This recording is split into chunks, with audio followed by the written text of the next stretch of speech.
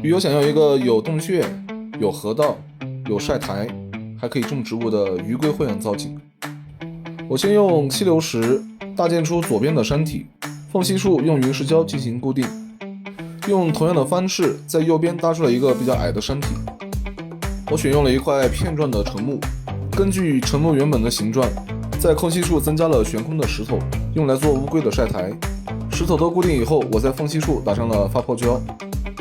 等发泡胶干透之后，我们清除多余的发泡胶，然后用细流沙和骨架胶对胶粉进行遮盖，最后在背景区域添加树枝。鱼缸的尺寸是长40、宽30、高30，我们造景的高度是25厘米。石头和沉木勾勒了这个洞穴，洞穴的后半部分我们添加了一些小的树枝和榕树根来做适当的景深。洞穴的正前方我们有添加树枝，这样做是为了不影响乌龟的活动。顶部我们在树枝上种植了一些狼尾蕨，我们没有把种植区域放在陆地上，是为了防止乌龟破坏植物的造景。岩石部分是我们的晒台，这是我们的河道，浴桶的进水放在这里，出水口固定在这个地方，流出的水会沿着这个沉木往下流走，